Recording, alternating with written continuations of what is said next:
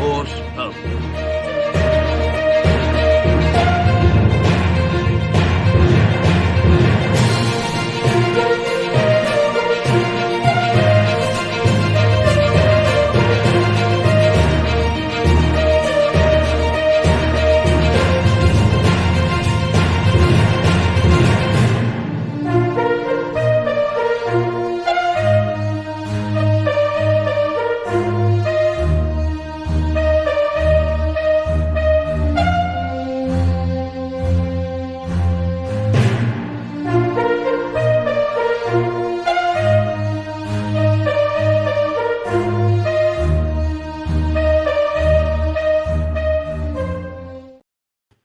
Well, good morning again, and time for us to look at the new front pages of the newspapers, just so that you know what's going on.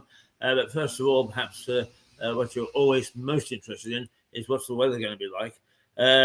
Today, we're going to have light rain and a gentle breeze, and it is light rain outside. Well, sometimes seems to be quite heavy, but it's only sporadic. The top temperature is going to be 11 degrees, and it started off at 4. Right now it's 10 degrees, so it's nudging what's going to be the maximum for the day. That's going to hit about midday. The sad thing is that for the rest of the week, it is going to be cool. Tomorrow it's going to plunge to a low or a high of 7, low of -1. Wednesday, 7 and 2 degrees, 6 and 1, 5 and -2, taking us to Saturday at 5 degrees and -1. But on Saturday, what we are going to have is a full day of sunshine without cloud. Clouding over again on Sunday, I'm afraid, with showers, nudging up a little bit to 7 degrees, but not a pretty picture. Not a pretty picture at all, I'm sorry to say. But let's take a look at the newspaper front pages. Farewell LTEL and Sunak Braverman migrant deal are the two key stories this morning. Is the Metro. Terry Venables, 1943 to 2023, it says, and it has got a full page sketch of him and says, farewell, Tell. Most of Monday's front pages feature a glowing tribute to former England manager Terry Venables, who died at the age of 80 over the weekend. Images of the former Chelsea, Spurs, QPR and Crystal Palace footballer adorn the front of the Metro as the paper's headlines bids farewell LTEL and looks back on his glittering career as a player and manager. The Sun goes the same way. Terry Venables, 1943 to 2023. One tell of a fella, it says, a play of words. Gaza's tribute to footy legend. Football greats share their stories and memories of Venables, who led England to the 1996 European Championship semi-finals on home soil, and the Three Lions legend Paul Gascoigne is mentioned on the front page of The Sun, with the tabloid mentioning an image he posted on social media of Venables with a cup of tea alongside the message, such a sad day. Cheers, boss. And that is Terry Venables, a legend. And the Star goes the same way. The Three Lions legend dies at 80, and a smiling, beaming Venables. And it says, farewell to LTEL. A huge image of Venables features on the front page of the Daily Star. In the background, the image of Tottenham Hotspur, who Venables used to manage. And it holds a minute's applause before the Premier League defeat to Aston Villa on Sunday. The Daily Mirror. Wow, it goes the same way. Terry Venables, 1943 to 2023. The great showman, it says. A charismatic football star. Passionate England boss. Author, singer, hotel and club owner, LTEL. The great showman, a huge headline on the front of the Daily Mirror, which reflects on the careers of former England, Barcelona, Australia, Tottenham and Leeds Limited, its Leeds United manager, Eltel. According to the paper, Venables was not just a charismatic football star and passionate English boss, he was also an author, singer, hotel and club owner, a man of many talents. The Guardian. It goes back to the realities of the world. Hopes Israel and Hamas truce can hold as a third exchange takes place. Yes, it has Venables on the front page too, but not as the headline. The image of Venables toasting a cup of tea catches the eye on the front page of Monday's Guardian. The broadsheet also looks at the latest on the situation in the Middle East. Elsewhere, in domestic news, the paper has figures such as NHS care delays in England harmed 8,000 people and caused 112 deaths last year. An NHS spokesperson said the health service works hard to keep patients safe and says when delays do happen, trusts are required to investigate them and take further steps to further improve themselves. The Times. A stake in nuclear site seized from the Chinese could go to Abu Dhabi. There is a picture of Dr. Ephraim Mervyn, the chief rabbi and TV personality, Robert Rinder, the actress Tracy Ann Oberman, the actor Eddie Moram, Rachel Riley, and the Countdown co-host, the actress Maureen Lipman, and the presenter Vanessa Feltz, who all joined forces, and that's why the writing is so small because there are so many names, all joined forces in the march against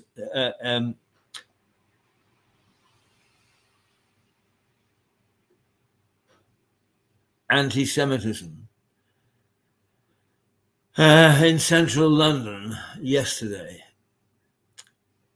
Tens of thousands of presenters took part in the large demonstration of the kind, the largest demonstration of the kind in nearby Century Park.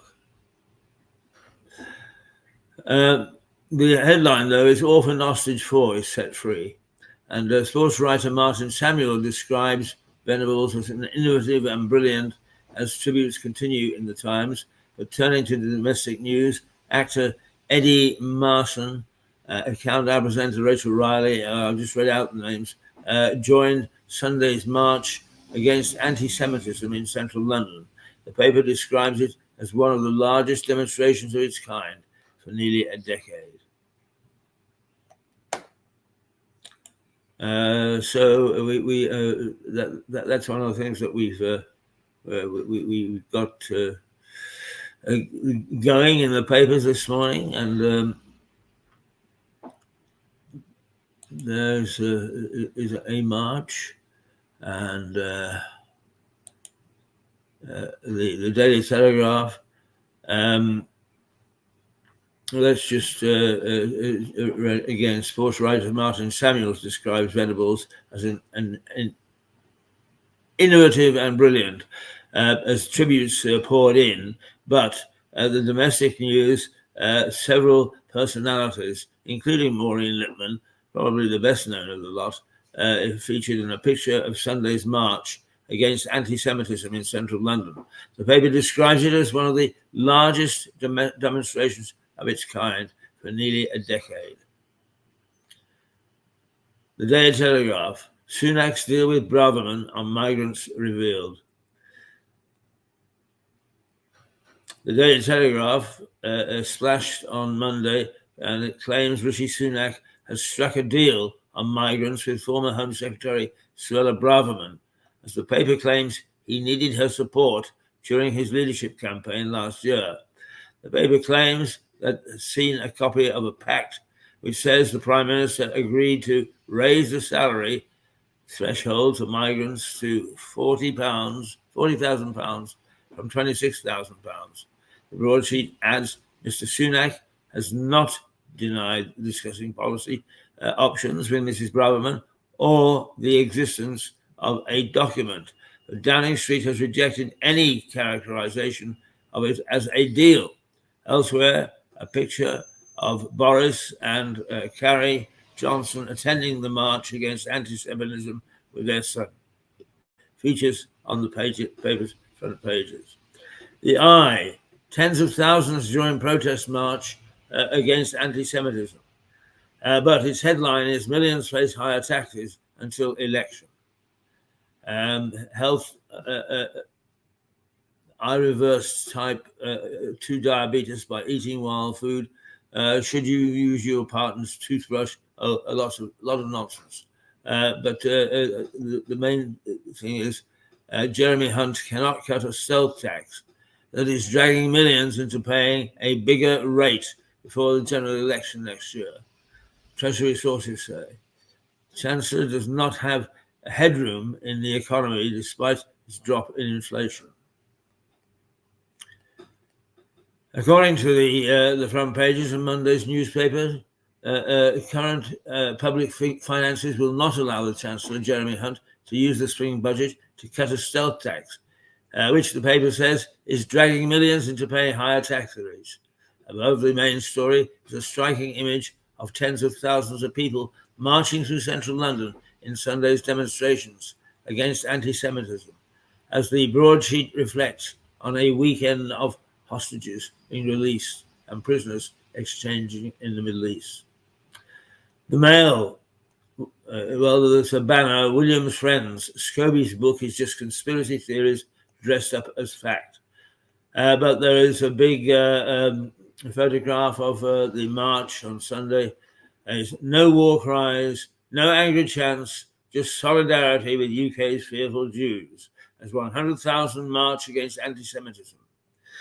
The journalist and author and documentary filmmaker Robert Hardman has thoughts on the march against anti-Semitism and is the focus in Monday's Daily Mail as the tabloid touches on the release of a 4-year-old Abigail Edan, who has dual Israel and US nationality and who has been freed by Hamas. The paper also takes aim at new claims made in the royal family biography due out later this week. The Daily Express, yes, they've got Eltel in the banner, but as author Omid Scobie rips into the monarchy, Prince is urged to defend his family. Harry must hit out at cruel attacks on the royals. The main story on the Daily Express looks ahead to the bombshell book by royal biographer Omid Scobie, due out later this week. At the top of the masthead, the paper warns an Arctic blast is on its way as Brits are urged to brace themselves for plummeting temperatures. Financial Times, Hamas must find dozens of hostages if the truce is to be extended, says Qatar. The Financial Times reflects on a 4-day ceasefire between Israel and Hamas. The truce is due to end after Monday, and Qatari Minister Sheikh Mohammed bin Abdul Meram, Al-Thai, so much too long a name. The paper, a truce could be extended if Hamas is able to use the pause in the conflict to locate those hostages. Do I hear the ghost behind me? Right, let's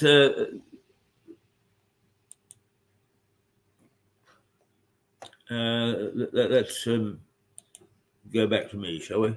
Yes, we shall. Those are the newspaper headlines, a mixture. But it's amazing how many number of papers headline with El Tel. It's Terry Venables. One other story that is not mentioned in the headlines, but is in the prominent in the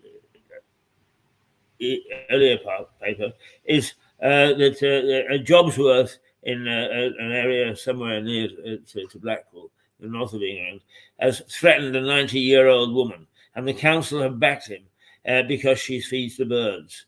And she is upset, distraught, and bemused by it, and so she should be. And may I say that Ada, our lovely cleaning lady here, who looks after me so well in the morning, was equally threatened last week by somebody from our own council. And it's about time that they looked at that. These Jobsworths do not have the power to threaten with court and fines and even imprisonment people who have broken the local civilian laws. And it's up to the chief executive and to the council leader to make that plain to them. And if these reports come in, we will start to catalogue them until something is done about them. It is wrong, it's not proper, and I'm midway through my 80s as of tomorrow, and it would upset me to be threatened that way, except I am capable of hitting back, as you can see. But we don't want that sort of thing. Yes, laws and bylaws must be respected, but there is a way of treating people who have for 90 years of their life, more than 90 years, been doing things one way and then told to do another. And it's not with these miserable little Jobsworths. They should be sacked, fired, thrown out of the council altogether. They cannot go around posing like this. There we go. That's mine. Right. Now let's look at, before we go to Normandy, let's go to, if we can find it, the episode 2 of the tiny town, and it should be here because we do want to play it to you. Here we go. We played part 1 of episode 2, and here is part 2 of episode 2 of the bloody past of a tiny town. Some of the bloodshed that has taken place in our town. So stand back.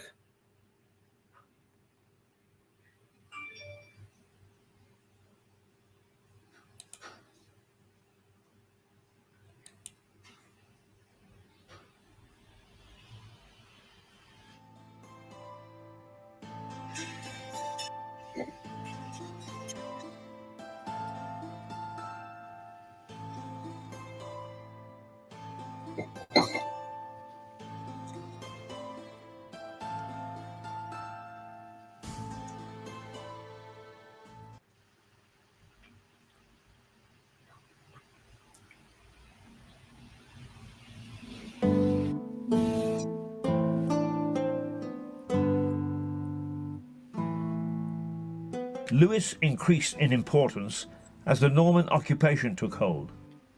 Not that it wasn't important before that.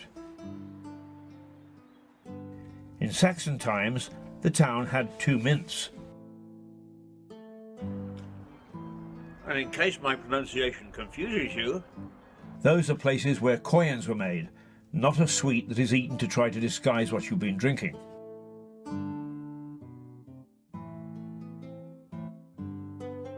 The now much larger cathedral town of Chichester only had 1 mint, which not only indicated the importance of Lewes, but started a sort of battle of popularity between the 2 places. The struggle for the rights to hold assizes, for example, created a tug of war that saw Chichester hold trials for a while, only for Lewes to get them back. Lewes won. The Crown Court and Lewes Assizes are still located in the modern town, and they ain't going nowhere. Mighty though the Norman castle was, it was dwarfed by the Cluniac Priory, just across this small valley. William de Warenne, who actually fought at the Battle of Hastings, was granted Lewes, along with lots of other goodies, as the spoils of war. His wife Gundrada, a religious lady, asked for and got a sponsorship to establish the priory. just 20 years after England was conquered.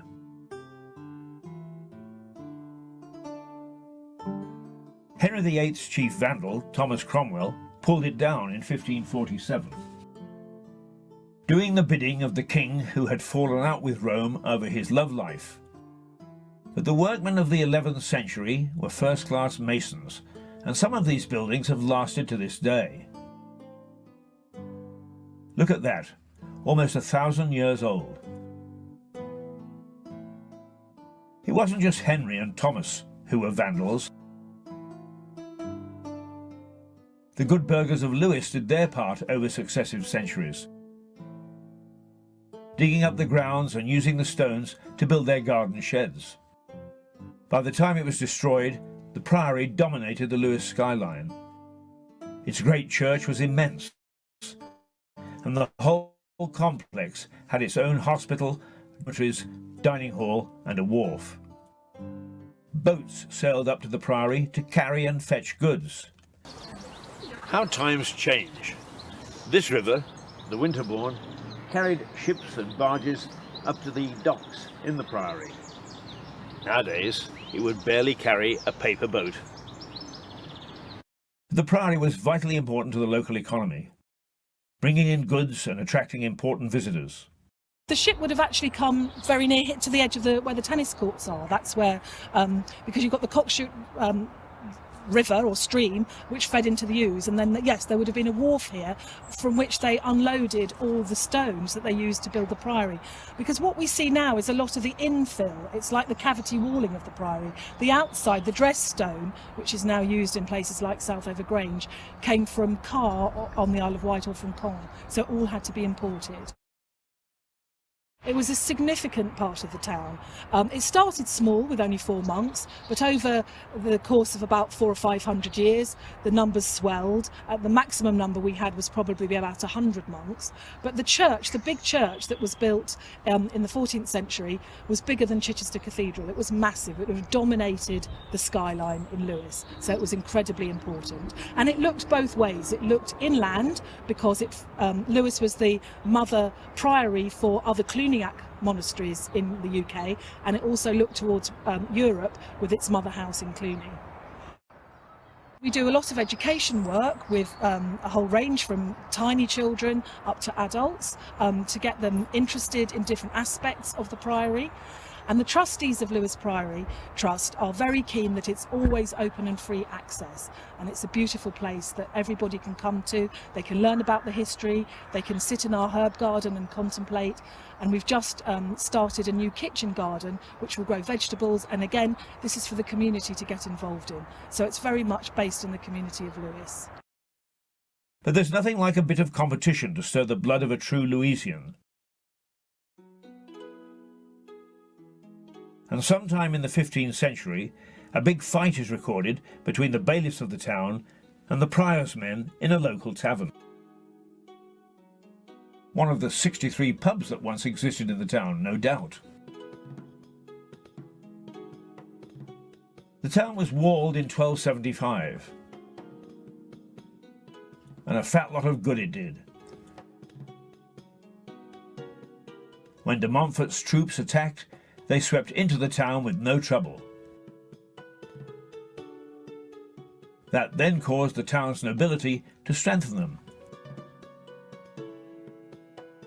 They remained intact from then for some centuries, when they came down to the hammers of developers as the town grew.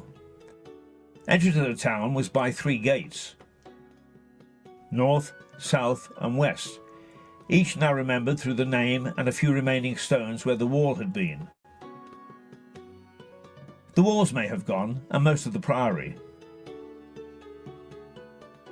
But many buildings in Lewes have stood the test of time and the vandalism of kings. This church was originally a hospice attached to the priory, and this was an early hospital from the same period. And Cromwell wasn't daft enough to pull down a Tudor manor which Henry had given as part of a divorce settlement. He kept Anne of Cleves' house for himself. Within the town walls, this building has more than stood the test of time. St Michael's was the original castle church, built about 1240. It's the parish church of the town and holds both church services and musical concerts today. There is a helmet and depiction of Sir Patrick Hamilton on one of the walls.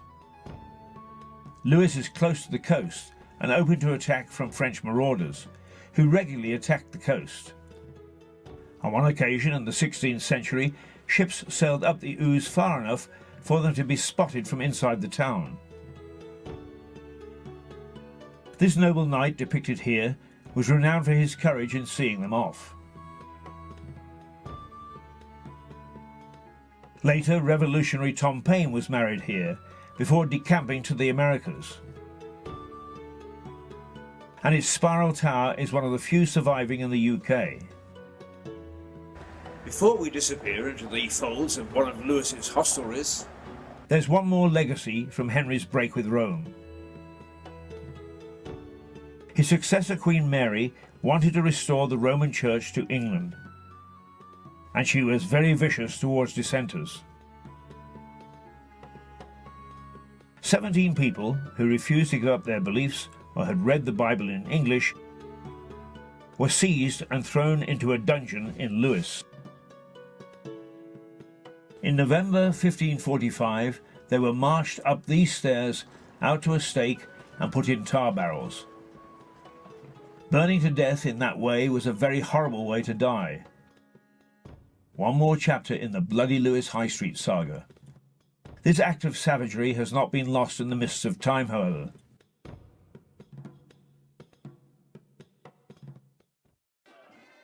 The 17 martyrs, as they're known, are remembered on November the 5th in the biggest bonfire ceremonies of any Guy Fawkes night in the world.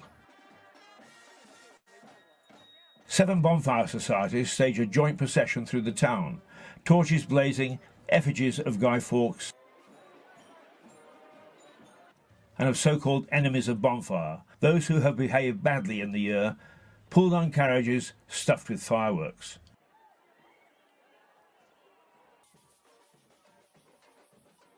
It's a colourful and impressive procession, but with an underlying commemoration of the 17 dead. The parade stops at the town's war memorial for the laying of wreaths to the fallen. Prayers are said. Banners extolling the names of the martyrs are held high. And rousers, or better known to us as bangers, are freely thrown around as the people march.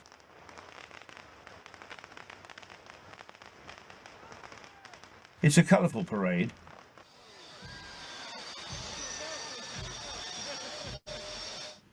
and I feel underdressed, with just one of my hats to show off. But bonfire, as it's known locally, is not the only memory of bloody Lewes. He suffered a far worse fate from a hidden foe. The Black Death. On Bloody Red to Deadly Black. Next episode, how rats destroyed a major port and brought more historical carnage to Lewes. Until then, a bloody goodbye. Poor old Lewes. I need a drink.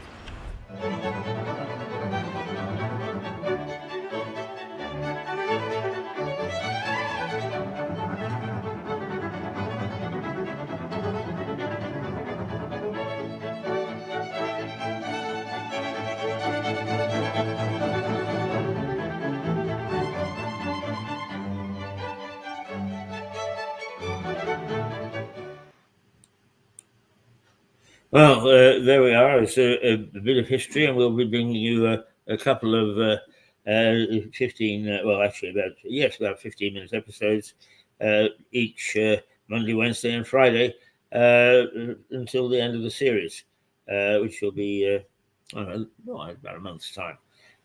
So if you want to know a bit more about our town and its history, by all means, tap in. Okay, now we are going in a minute or two to go to a man in Normandy, Harry Aston, and another chat about medieval times and how we might be cooperating, but certainly benefiting from some of Harry's travels, which have been numerous. So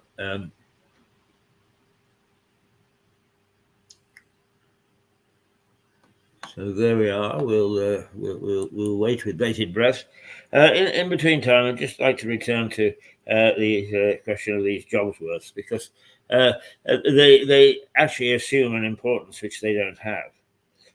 If we want a civilized society, then those who are in charge of making sure that we behave properly have also got to be civilized, unless we are not. Now, if we abuse them, or if we have a go at them, or if we behave in an aggressive manner, of course, they must be ready to protect their position. But they cannot go around just strutting and shouting and yelling at people, and particularly older people who are not well able to fight back. That is just not on. And it is not fair, and it's not proper. And not only that, it can do an awful lot of damage. It really can do an awful lot of damage. And it doesn't seem to matter how much we rail against this and say that they shouldn't behave like this. Councils don't seem to do anything about them. They have a culture in which they encourage this.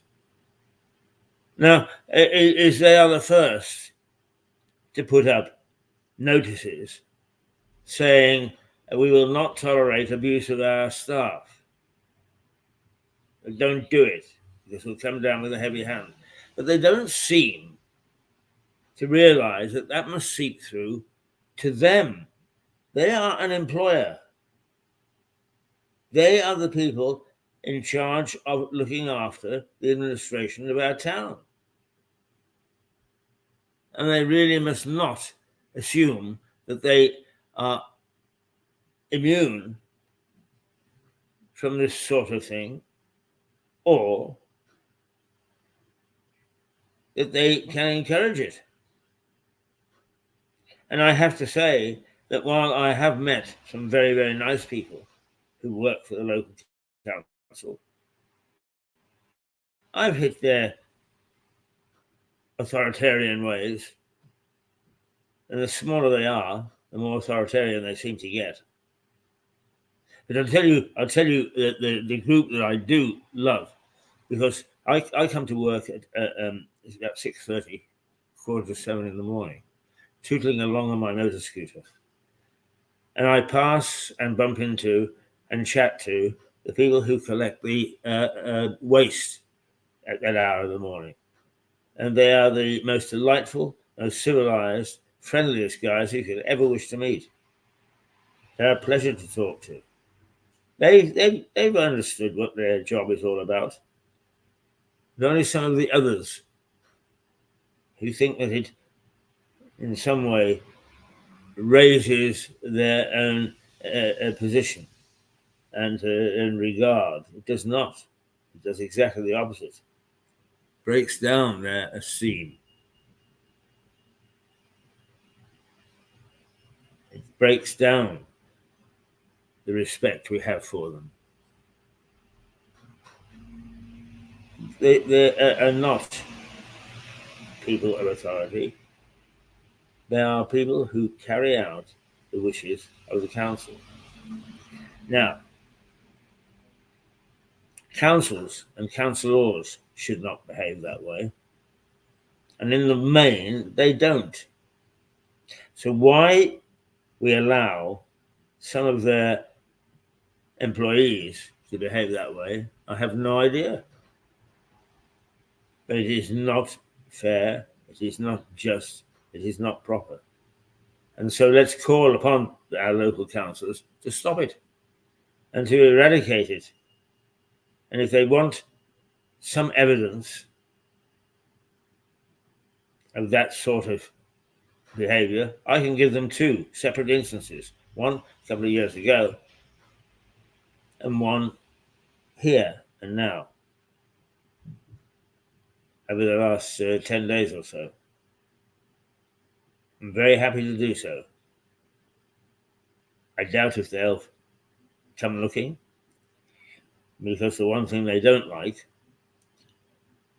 is to put themselves in a position of being criticized. But criticized, they have to be.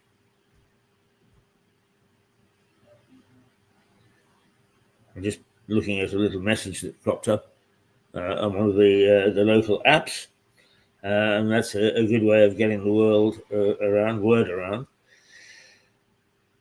And some of these apps are excellent in putting people together,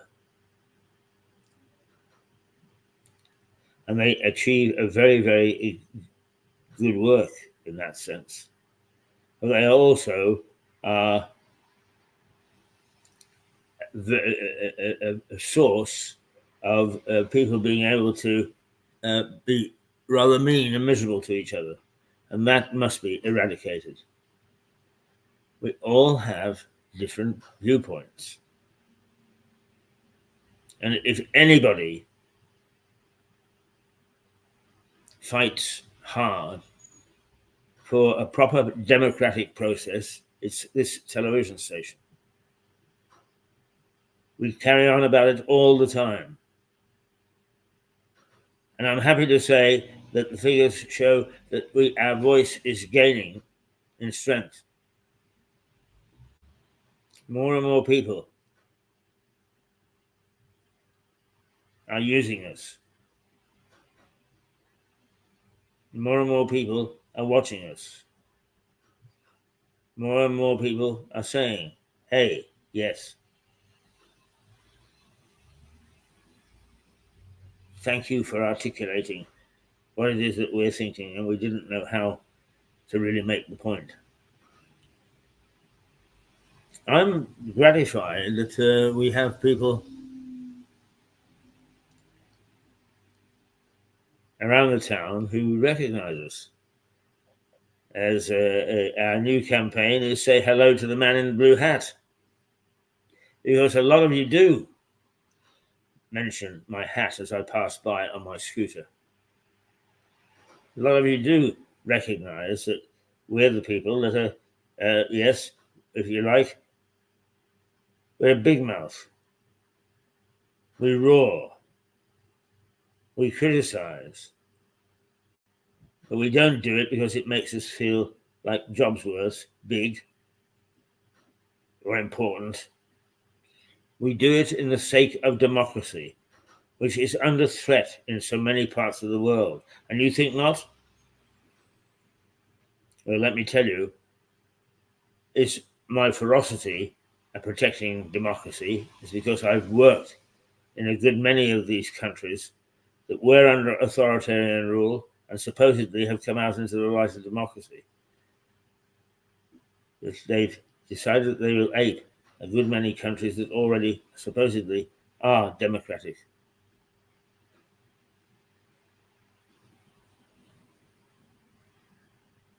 And it's not a pretty sight.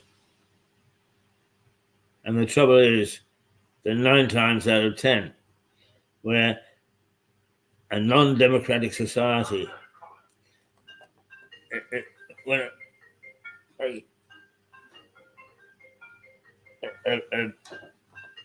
afraid I can't answer that at the moment, is where democratic process is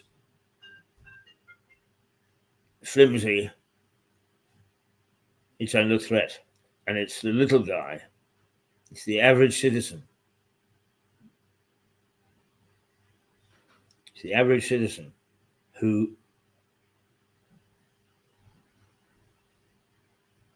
suffers the most. Now, if you'll just forgive me for 1 second, because I'm not getting. I just want to make sure that that Harry hasn't been in touch because he hasn't appeared yet in the on the screen. No, he's not here yet. Let's have a look in the junk. No, he's not there yet either.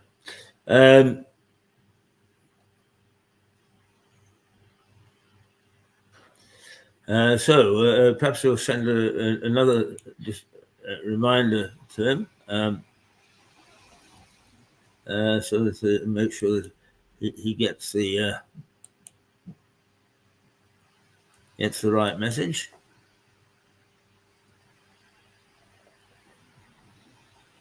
And there we go. It's gone off.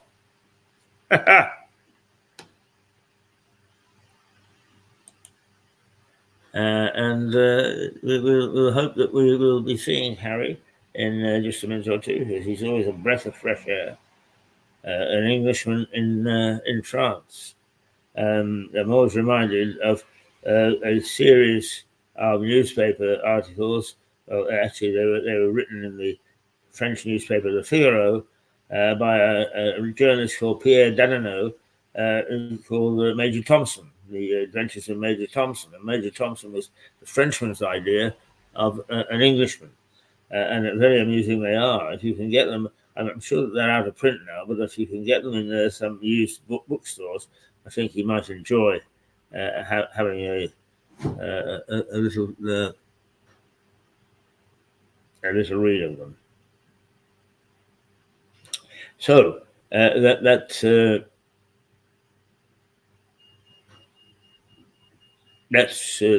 current state of play. I'm going to just look at the just to wait on Harry for a minute or two. I'm going to look in the inside of the newspapers. Let me read you this lady, the story of this lady. The headline reads: "Bully council threat to fine a woman at 97, 97-year-old, and she's been threatened for feeding the birds in her garden. A 97-year-old woman is too afraid to feed birds in her back garden after a bullying council threatened to fine her. Retired music teacher Anne Seago says she can't even bring herself to look out of the window of her conservatory to watch the sparrows and robins after being accused of anti-social behaviour. Council officials are said to have pursued Mrs. Seago for 2 years after a neighbour complained that pigeons and seagulls were attracted to her bird table and caused a nuisance. Environmental health officers have also been driven past her bungalow to see if pigeons are roosting on the roof. For God's sake, how do you stop pigeons roosting on your roof? Earlier this month, Mrs. Seago received a written warning from the council saying she will be issued with a community protection notice and fined £100 if she does not cease her antisocial behaviour. Now, this legislation was not meant for that. It's not meant for councils to be able to bully 97-year-olds. I'll tell you something, I would ignore, if we were up there, and we'll do it down here too, if any of this sort of thing comes to light, I would ignore anything about abusing council employees. I would go down and I would abuse them on the doorstep so they know what it's like. There is nothing like a taste of your own medicine that actually makes you think twice about spending it on other people. This poor woman, frail. There's a photograph of her. It's frail. And it's just not on. And it's not at all nice. Now, I've got Harry here. And so we're going to go to Harry. Good morning, Harry Atherton. How are you? I'm fine, just fine. Sitting here on a rainy Normandy day. Typical English weather, I guess. Yes, as you say, we share a lot of things in common with Normandy, and the weather is one of them, and it's pretty miserable here as well. Mm-hmm. I'm just, Harry, just to get your opinion, because I'm quite sure it will fall in line with mine. Is I've just been reading a story about a lady, a 97-year-old lady, somewhere in the north of England, who has been threatened with fining and all sorts of other dire things by her local council for feeding the birds in her garden, not in the street, not in the park, in her garden. They've been threatening her, and she's all shook up about it, and I don't blame her. And the reason that I spotted it particularly was our cleaning lady, Ada, who's left here, oh, I don't know, 10, 15 minutes ago, was threatened the other day by a job's worth from this council for putting out a box of toys for the bin men to collect. And quite often the bin men take these things, they restore them, and they give them away to charity. And I think that councils go over the top on this sort of thing. What would your feeling be? Well, I think we're living in an age where the people who govern us think they have to introduce a new law of some sort, constraining our activities every 5 minutes. And a typical example of that is the European Union, which hands out 2,000 new regulations every month of one sort or another to justify their existence. So it puts society in a straitjacket. But that's how these people feel useful and want to get their names on some obscure law, obviously one about feeding pigeons in the park or whatever it is you're referring to there. And there is an old law, I think, about feeding crows in the park. Crows are a protected species, but there's something to do with feeding the crows because it's a law that goes back to when roofs were thatched, and the crows would therefore gather and peck away at the thatching and remove the neighbor's roof. So in feeding the crows, you encourage their presence and therefore the ultimate destruction of your neighbor's roof. So there is some sort of an obscure law in Britain about feeding crows. Now, as we know, laws in Britain, with a non-constitutional country, they're simply on the statute book. So these laws sit there forever unless somebody makes a point of repealing them. I was always impressed when, as recently as 1953, we repealed the law for stealing more than a shilling or a sheep. But you could until 1953. I can't remember when capital punishment was banned in Britain, but until then, you could theoretically be hanged for stealing more than a shilling. I always kept it 11 pennies myself. I never stole any more, just in case. I make the observation that you see signs all over the place from employers, including councils, we will not tolerate our staff being abused. They don't seem to mind turning it the other way around. I don't see any signs up saying our staff will not abuse our customers or those that we are charged with looking after. No, well, of course, I mean, when we've got laws, when laws become too prolific, they tend to lose their value, and the more laws there are, the more the tendency is to disobey them. And what's happening, I think, in modern society, this is again just purely a personal point of view, is that we're over-administered. There's a progressive lack of freedom. There's both legal limits to our behavior and self-imposed limits on our thoughts. Even this whole woke movement is a frightening thing. It's Orwellian because it's even telling us how we should think and how we should react. I do really feel we're living the decline of civilization as we have known it for many years. But then again, people of our age, Keith, have always said that. And the new waves of youth come up with new hopes and put things back on track, hopefully. Yes.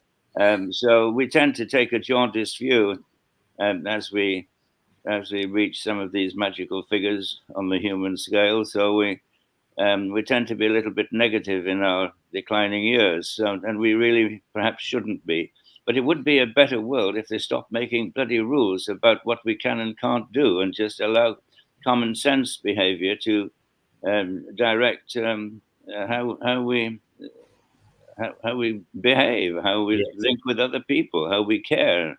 And the authority just tend to treat us like children. Absolutely, and if treated like children, you become a child. Exactly. You respond to that. Yes. Harry, if this country, and I don't know whether France has been riven quite the same over the Hamas affair, but there's a great feeling of anti-Semitism that has grown up. But on Sunday, they estimate that over 100,000, including a large number of famous names, joined a march in London that attracted over 100,000 people to support anti-Semitism laws. Is it the similar situation in France? Yes, indeed it is, and it's refreshing to see that there's a reaction to the extreme nature of the, and I say extreme nature, of the pro-Palestinian protest marches, which managed to suck in a large number of people who you wouldn't expect to be supporters of a terrorist organization, and therefore looked very impressive at the time.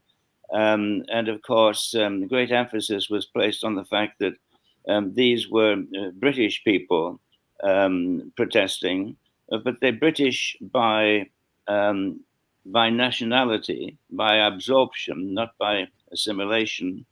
But they're certainly not British in their minds and in their values.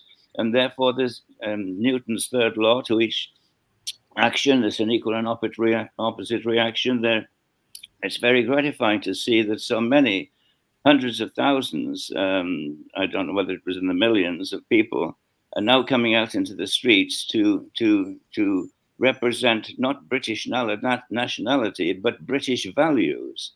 And I think this problem will only, don't think it's going to go away. We've gone too far down that track now, but I think it will only be softened, mitigated by when we stick with what we have always thought was the meaningful values that Britain embodied. And I think they're still there, but they're a little bit hidden. But the Brits are fairly slow to react very often in these things. They're not an impulsive people. They're not Latins. They've got a character which is more benign and takes a while to. You've really got to knock over a guy's pint twice before he gets really upset. You know? Now, last week, or possibly the week before, you made a very astute comment, because the English language is ripped apart quite often today by various groups, and we use the term left, right, middle road in politics. But you pointed out that, for instance, somebody who is dubbed as right-wing, such as Marine Le Pen, is really, in the scheme of things, not that far right. And Denmark has just elected a, quote, right-wing prime minister. And from my reading of him, he's not that far right. How do we wend our way through the maze of terms that they use in politics nowadays? Well, I think, first of all, the term right and left, you've got to determine where the center point is. And the center point in politics in Britain is roughly in the middle, about where it should be. The center point of politics in France is way to the left. Now, what does that mean? It means that anybody who is to the right of the center point, which is to the left, is considered right. And if you're in the middle, by that time, you've become extreme right. So there already is a bias as to where the center is. An interesting country is the United States, where I think the balance is to the right. Even the right-wing side of the Democratic Party are still fairly right-wing. So their centre point is to the right. The centre point in France is way to the left. It's reflected in some amazing statistics which we come across from time to time. You and myself, as purveyors of the news and therefore supposedly influencers, and they know with this scandalous left-wing stance of the BBC at the moment. But we have a tremendous responsibility to make sure that we keep in the middle ground and keep a balanced point of view. Now, in France, for instance, there are 28 schools of journalism. They attach normally to major universities and what have you. You can go to university and study journalism. Now, out of the 28 schools of journalism in France, word is that you cannot graduate unless you're left-wing. Therefore, many reporters and many journalists who now become very successful in France admit to having submitted their papers, submitted their reports, their exams and what have you, by taking a left-wing bias when in their hearts they were right-wing. But to graduate, they had to pretend to be left-wing. That's how deeply scarred France is by its revolution. It's never really gotten over it. So it's an extreme left-wing country. Now, if you talk about extreme right-wing, Marine Le Pen, she is nowhere near extreme right-wing. She has become, in fact, the representative of the workers. The Socialist Party in France has discarded the workers and has become the party of the immigrants. It too has become a Hamas party in many ways. So you get this ridiculous state of affairs where Marine Le Pen is considered extreme right-wing, and she is the leader of the Workers' Party. Most of the support from what was the Front National, it's called Rassemblement National now, have come from the working class. Mm. So it's hardly right-wing. Yeah. One of the interesting things, I think, that in our discussions is that every Friday we have Melissa Conti, who is a very successful and middle-of-the-road journalist from New York. And she is worried because she thinks that the American populace, American electorates, aren't really attracted to either right or left, but rather attracted to personalities, and that those personalities have taken America right off any sort of railroad of political advancement. Well, I think you're entirely right. And one of the problems is that we hear the masses say, oh, well, I really like so-and-so. Now, that could be a film star, it could be a politician or somebody. But how can they like or even dislike that person? They may like what the person does, how they perform, how capable they are at performing whatever job they've got. But you can't like a person until you've met them and felt them and got to know them and determined that people like. And the whole thing is, when you get points of view, you like it, or you I don't see how you can until you become more intimately involved in the person or the idea that is being put forward. Yes. But however, that's fan clubs for rock stars or you name it. It's a tendency, I think, of human beings to look for a point of reference and to associate them perhaps with people who have succeeded and maybe reflect their hidden dreams of by being linked to that person, they themselves feel the better for it. But you hear people saying, I don't like this person. Well, on what basis do they not like him? Is it because they disagrees with their politics or disagrees with the roles they play in the movies, or the villain of the piece in the movies, the good-looking guy, gets the girl at the end of the film?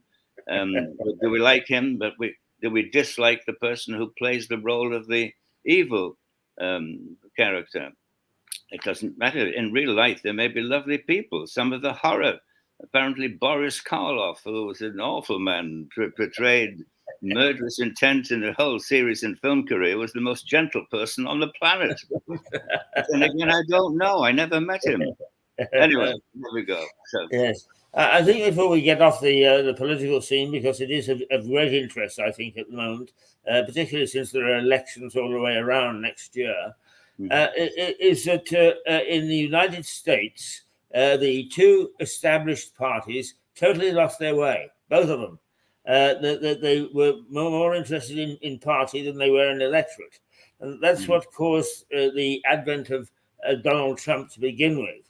And that they haven't learned their lesson, and it looks as if there is a very strong possibility that Donald Trump may return.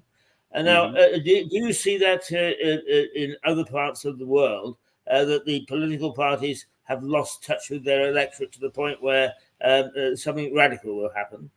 Well, absolutely. I mean, you've got the typical example in Britain at the moment, where the Conservative Party, you have the Parliamentary Conservative group, and they've totally lost contact with the Conservative Party. They do not reflect the views of the people who voted them in. And certainly, therefore, they don't reflect the views and worries, the needs of the nation. Once they're elected, they become a body unto themselves and become and just don't pay any sort of attention. You've got at the moment, what's happening? We've got Rishi Sunak in power. Probably a nice enough guy. I don't know. Again, I don't know the guy, so I mean, I can only judge by what we hear about him. But he was certainly not the choice of the Conservative Party when he put himself up for leader, and the Conservative Party membership across Britain voted to elect a new leader. They elected Liz Truss, but she didn't suit the Conservative elite in Westminster, so she was booted out unceremoniously.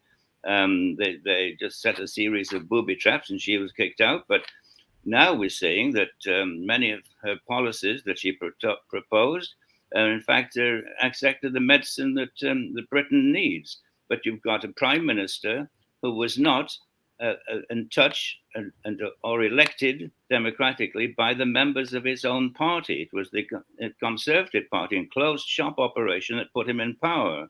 And so once you get that sort of a situation where a huge segment of the voting voter mass is ignored, as it was in the United States, Middle America was just forgotten by virtually all the major political the two major political parties in the States. And that Middle America finally rose up. And when a rabble-rouser comes along, whether he's called Hitler or whether he's called Trump, will harness that latent fury and be catapulted into power. So it was the neglect of the ruling class that created the electoral base for Donald Trump, just as it was neglect of the people of Germany after World War I that led to the rise of Hitler and many of the other leading German politicians, one of whom survived and became the supreme leader, Hitler. But that's created by external forces, and very often created by neglect, by leaving a vacuum that some smart cookie, Donald Trump, let's not forget that, he found that and he harnessed it. Quite a dislikable person from my point of view, but then again, don't really know the guy, but he's not the kind of guy that I'd like to go and have a beer with. But you could fully understand how he got to where he is. And so with politics having been polarized, we then can't turn back the clock and say, well, how did that happen? Because apathy and certainly neglect by the ruling elite in both parties allowed that to happen. We don't listen to the people. We do not live in a democracy. We live in a technocracy, I believe. Absolutely. I mean, that is this television station doesn't ask about the rights or wrongs of anybody's policies necessarily, unless they're a way out. What we urge is that we get back to a democratic process, which is being eroded, not with us just in Britain, but in large parts of the world. And that really has got to stop. because otherwise we will become an encapsulated populace all the way around. I think so. And then, of course, you've got the other dynamic that applies in politics, which is the swing of the pendulum, which you might call it from left to right, but just simply the swing of the pendulum because of other influences. And in Europe at the moment, you've got an enormous swing to the right. Most of the parties in the ascendancy in the major European nations are moving to the right. We've just seen that in Holland, in the Netherlands, I should say. And we're about to see it in Spain, most certainly. We're seeing it in Austria, where the most popular party is right wing, or at least in the polls they are for the moment. And we already have that in Poland and Hungary. France, I think, will eventually swing so-called right to Marine Le Pen or somebody like her. Though, as I've just said earlier, I don't see that she's particularly right wing, but she will appear right wing to the French, and so there's a general tendency to move in that direction. And so I think we're going to see major changes happening in Europe. What they're going to do is not to quit Europe like Britain did. They're going to try to influence it from the inside. And I think all of the nonsense, ridiculous laws and woke policies and excessive green policies and things like this that are impoverishing everybody, I'm pretty sure we're going to see some major changes over the next 5 to 10 years in the European structure. Yes, I think you're right. I think you're right. I think politicians must not take the electorate as fools, as they often do. Yeah, I think we're in for some major changes, and I think they'll come rapidly because there's only change can happen slowly, but when it reaches a breaking point, it comes very, very, very rapidly, almost in revolutionary terms. Yes, there's an old expression. I think it's George Bernard Shaw said that reasonable men accept unreasonable things, whereas unreasonable men do not. Therefore, all change is due to unreasonable men. So when it's got too far and you can't, the system is about to break, unreasonable men appear on the scene. Again, taking us back to Trump, taking us back to other changes, major changes in political history. It's done because it's stretched too far. We have the situation. Now, this is a dangerous subject. I'm going to walk onto a minefield here, and that is with immigration. We've gone too far, too fast. We're changing the nature of these countries, not just Britain, but France too has got tremendous problems where whole segments of the major cities, parts of the major cities, are now no-go areas because they got. Given the Danish election, this recent Danish election is said to have reflected the Danish people's view on immigration as well. And we tend not to think of some of those smaller countries. Well, that's very interesting because Denmark is a country, if we take the center of politics in Denmark, it is very much to the left. Denmark is a left-wing country in terms of its political thinking. And yet even they have realized that enough is enough. And they're bringing the shutters down, and they're going to try and they'll be acting quite a number of what people would call right-wing policies. I don't think the right-wing. I think it's self-preservation. If they want to keep the character, the nation of which you're a part, if you want to dilute that and change it, become another nation, bearing in mind that, gosh, I'm getting even further into dangerous territory now. But at the present rate of growth, what will the national religion of Britain be in 50 years' time? It's frightening to think, and certainly parts of some of the big cities and in the Midlands and in the North, there are laws enacted which are not British laws, but they are religious laws. And Yes. so the nation is changing before our very eyes. Is that a good thing? I don't know. We'll be gone. We'll never see that. But no, we won't. certainly, it will not be the Britain into which we were born. No, and I am skeptical of that, as indeed I think you are, probably. Mm-hmm. I'm sorry, I missed that. So go on, Harry.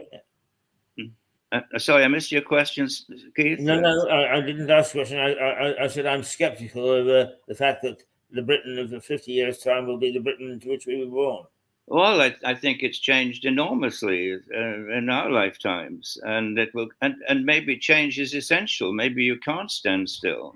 And of course, in the context of Britain changing, we almost tend to think of that as a constant, and the way that Europe is a constant. But the center of the world is no longer on a London-Berlin axis. It long ago swung over to an American Pax Americana as a Pax from a Pax Britannica, but the center of the world now is somewhere in the middle of the South China Sea. Yes. Our period in the sunshine is over. I mean, we're and we seem to be accelerating it as fast as possible by engaging in policies which weaken us both economically, spiritually, and I won't use another word. But the world, the future of the world is not in Europe and not in the West. It's somewhere else. As I say, I won't even give a country. I'll talk about the middle of the South China Sea is now the center of the world. Yes. Mm-hmm.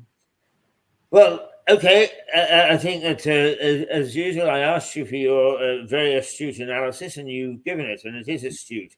And I think that it's worth putting out to our viewers. What I think we should now turn to is our plans for a combination and association with one of the great festivals that your town holds. Yes, indeed. Well, we're an historical town, as indeed is Lewis. I've been giving some more thought to the possibility of pursuing a relationship progressively. I mean, twinning the two towns is a major step, as you say, and is certainly beyond our mandate. The only thing that disturbs me at the moment is the comparative size of the two towns. Lewis is quite a major conurbation, and you did give me the population figures, I think, last time, whereas we're relatively small, but we're similar in history. There's lots of common ground, and a very good way to put out feelers is to bring the different associative groups in each town in contact with each other to see how that common ground can be exploited. Yes. Now, exploited not just to give us a warm feeling in our trousers, but simply to exploit it for benefit. Dare we mention that awful word, commercial benefit? But if it brings business, tourism, and activity, yes, commercial activity, that's very good, and everybody benefits from that. So we can. It shouldn't be for just purely altruistic reasons. It needs to have some sort of economic benefit, which I think is there. Indeed, I think it would.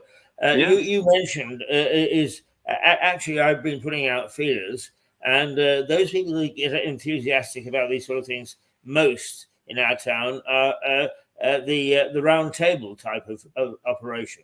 I've been gently looking into that. I think we've got two organizations here who do quite a good job. They organize the raft race, for instance, and they organize a Skittles week and that sort of thing. They seem to be probably the first port of call, but I'm a little reluctant to do it until I'm absolutely sure what the organization is in your town is the most prominent. Well, you've mentioned Round Table. You've got the Rotary. I'm sure you have the Rotary there. That's a worldwide organization. The strongest group of that kind in Domfront, in our little town, is the Lions Club, which is again a universal operation. They're very active. They do lots of good work for charity, and they're not the only one. We have quite a number of organizations, but I would think the Lions Club, and it usually gets the same kind of people involved, a cross section of society, who have the right attitude, the right ambitions. I think there certainly could be a link there, even if they're not the same organizational structure that exists in Britain. I think the Lions Club exists in Britain, does it not? Do you have a Lions Club? Yes, indeed, it does. I mean, my experience of these organizations is that they are quite happy if it's an issue for the community to be cooperative.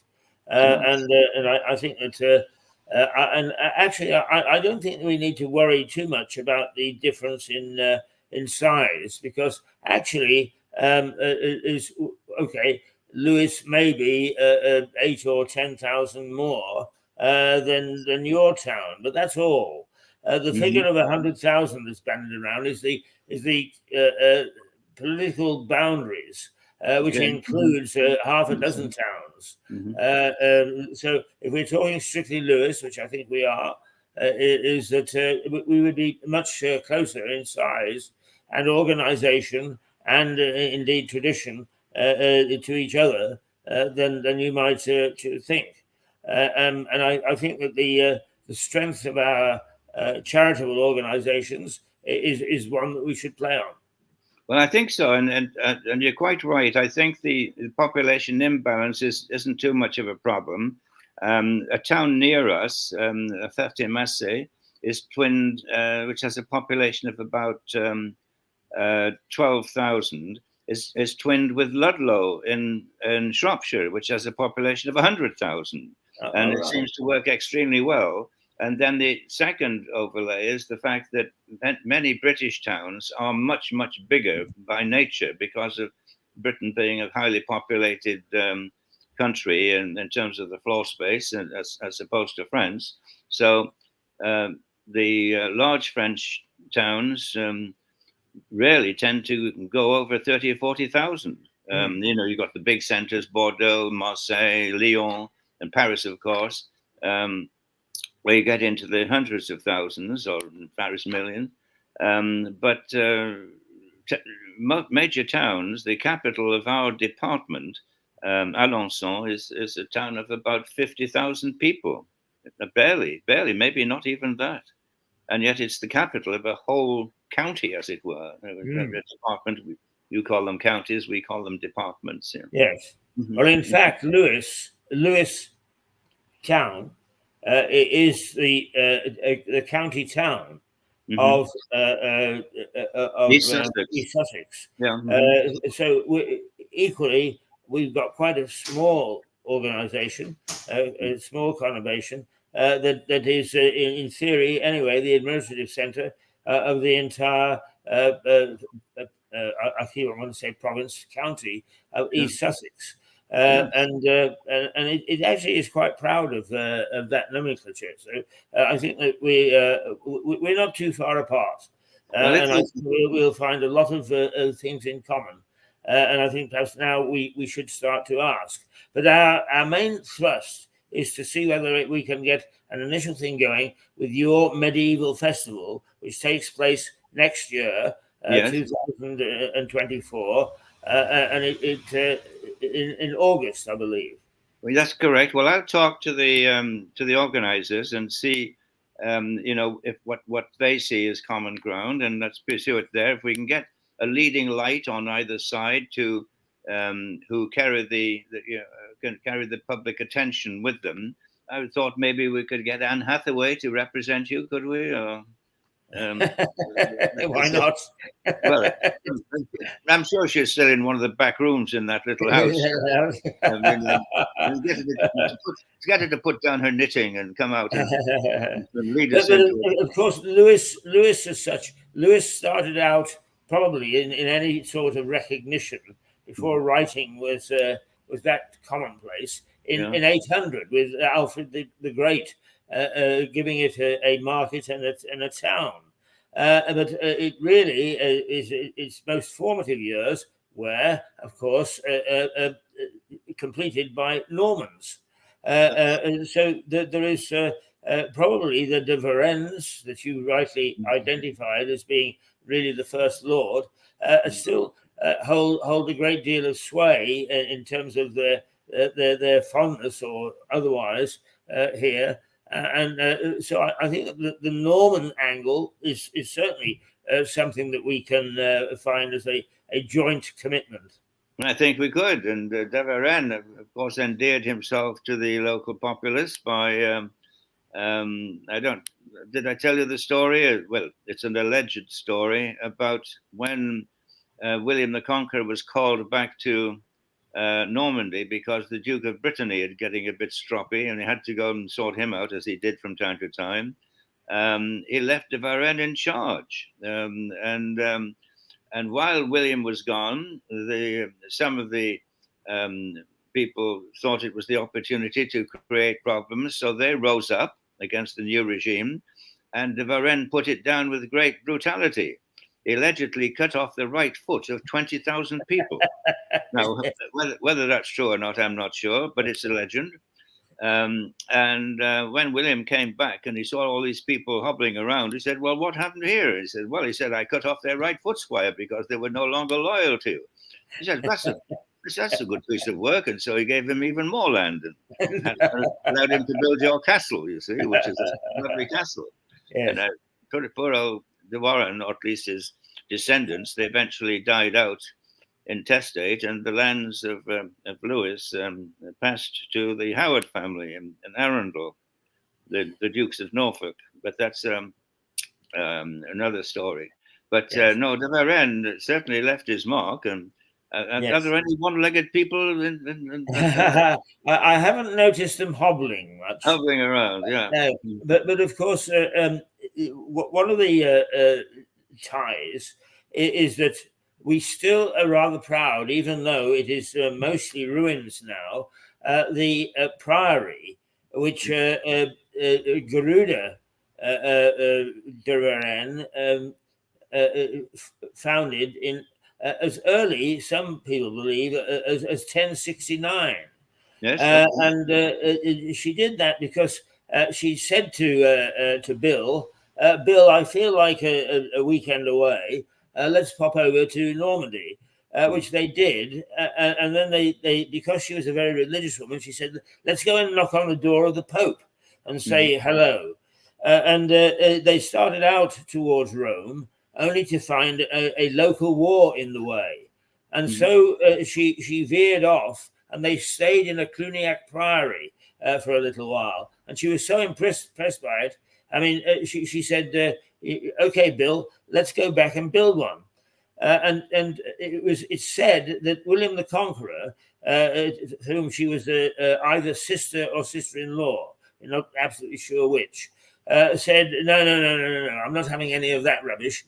And so she went down several times and had Sunday afternoon tea, as relatives do, and she talked him into it. And was able to start the priory, which dominated the town for almost 500 years before Henry VIII came along with the dissolution of the monasteries and pulled it down. So actually, there is a lot of tradition and a lot of history between our two areas of the country. And indeed there is. And of course, going back even earlier than the Norman period, you've got the tremendous influence of the Druid religion, which was common to both sides. Both from the Brittany link with Cornwall, interesting enough, a common language. The people still speak Breton, the Brittany language, and the last person in Cornwall was an old lady who died when I was a little boy, who still spoke Breton. She'd never left Cornwall, but she still spoke. That was the common language. So the commonality of language between the two places. So there is a very strong link that goes back before Norman times. And your reference to William, of course, who was initially antipathetic to the church, to the Christian church, eventually came on board in a big way because Unfortunately, because there was clouds surrounding his birth, he was known initially as William the Bastard, Yes. because he was illegitimate. And so his brother, who had become bishop, I think, of Bayeux or whatever, decided to intervene with the Pope, and see if they couldn't find some papers as to whereby his parents had been married after all, so that he would become known as William, just simply William, and then, of course, eventually William the Conqueror when he conquered Britain, England. And so to do that, he built abbeys to impress the popes, founded Mont Saint-Michel as a gesture. And so the Pope said, well, he must be a good lad. And he looked in the bottom drawer, found the papers, and William lost this unfortunate title that had carried since his birth. So Yes. he did get into building, both he and his wife, Mathilde, they have beautiful convents built here in Caen, which is the capital of Lower Normandy, and as a memory to their role and active role in supporting the church. Yeah, indeed, and I mean the various things that have made their mark in history. I mean, he was pathological, was he not, about Hereward the Wake? Oh, indeed, yeah.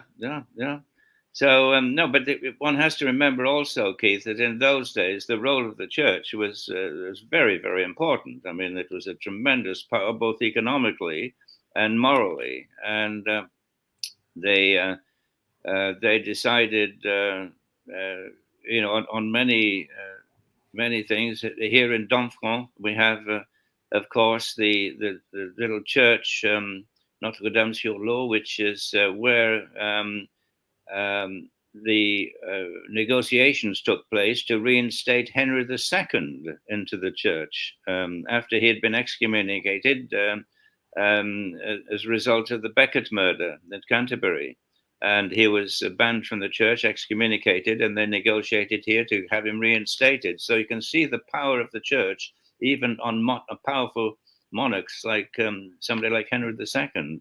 So Indeed. the enormous role played by the church right until recent times, and certainly in Catholic countries like Ireland and in Quebec, where I used to live for quite a number of years. The power of the church has waned, but it's still, if you want for a loan at the bank in Quebec, not too many years ago, the bank manager would determine if you were a good Christian and check with the local priest before you get your bank loan. Now that's Harry, can you hold that thought? I have to let Eliza Page in, who comes on after you, and I'm alone here at the moment. I'm always fascinated by the way Keith does a wonderful job. He seems to be a one-man band, and he's chief doorman, chief bottle washer, and it's the vacuum cleaner salesman, I think. Oh no, I shouldn't say that. Maybe somebody's important. I can see somebody coming in, perhaps the new guest. Now here he is back again. But it's amazing, isn't it? What a job he does. He does everything. I mean, well, Harry, I was always very impressed because you will recall that when we first met, that I was actually serving a Canada Council fellowship in the theatre.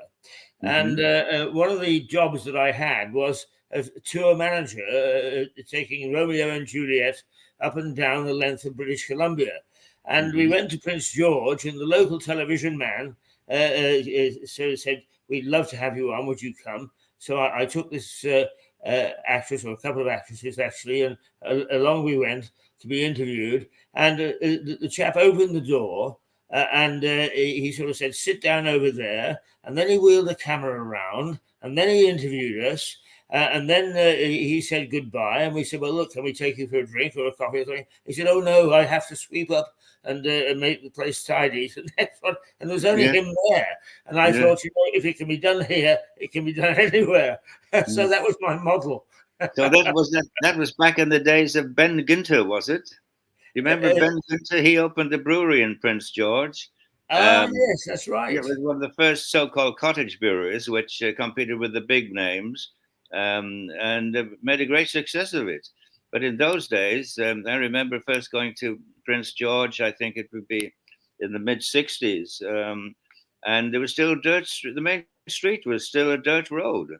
Yes, indeed. Very They were still prosperous, small towns. very prosperous town now. And I remember I got out of my car and there was an old geezer hobbled up with one of these knotted,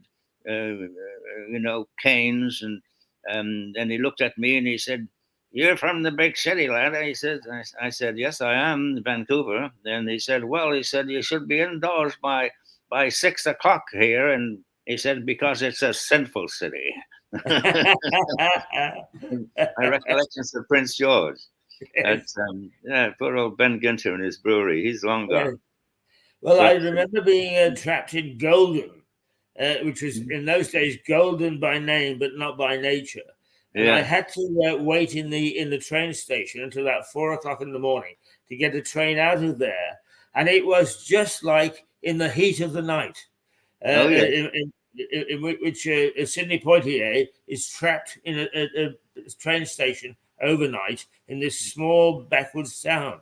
And I sat on tenterhooks all night because the reputation was that the cowboys came in from time to time and shot the place up. Oh well, no, I've seen that. I mean, cowboys not nowhere near as far north as Prince George.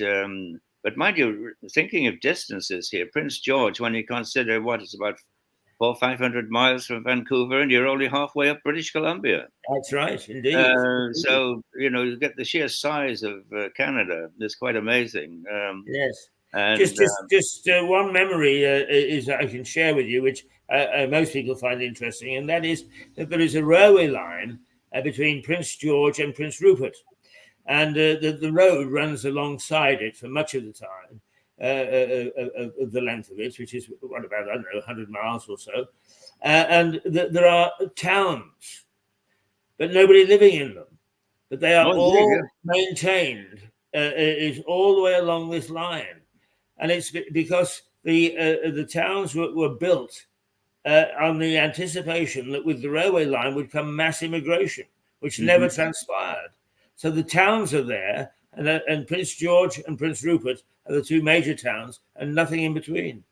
Yes, I can quite see that. And going back to my times, my youth in British Columbia, there was some very sad stories up near Ashcroft, for instance, beginning of the Caribou Trail, heading up towards Prince George and through Canal and onto Prince George. There were towns that were just ghost towns because all the men had left to fight in the First World War. And in the meat grinder that followed, or the war of the trenches, they never came back. And these towns just sit there because the male population had gone, so the women then moved on to other centers. And one particularly near Ashcroft. So the tremendous demographic shift in British Columbia has always been noted. There's a very rude story that I cannot tell on family television about Prince George and Prince Rupert. I'm trying to think if there's any polite way I can tell this story, but I don't think there is. Maybe privately. One of the titles that Prince George used to have it was known as the a-hole of the world. If you follow me, and yes. Prince Rupert was considered to be a further 200 miles up it. But anyway, that's as politely as I can tell that story. Anyway, but back to the good old days of our youth in British Columbia. Yeah. Absolutely. Well, Harry, as usual, fascinating having you with us. We will now, we've taken one small step forward in our plan for Indeed. an association with next August's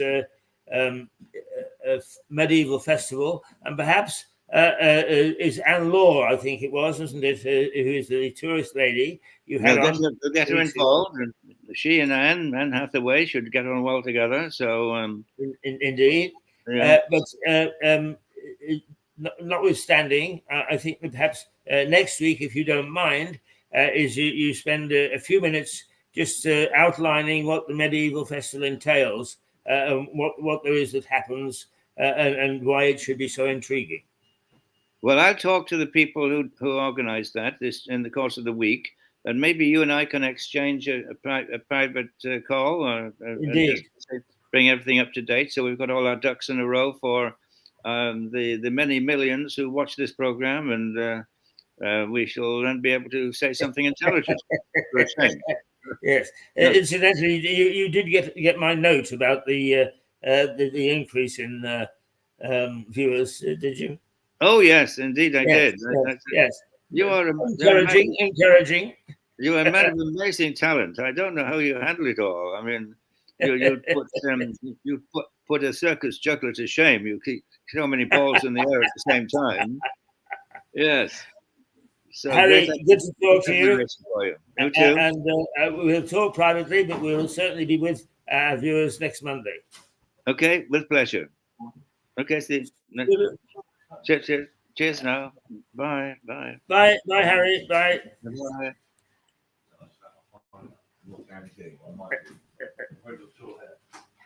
Who's behind us? Is there anyone we should track? It's Michael, is it?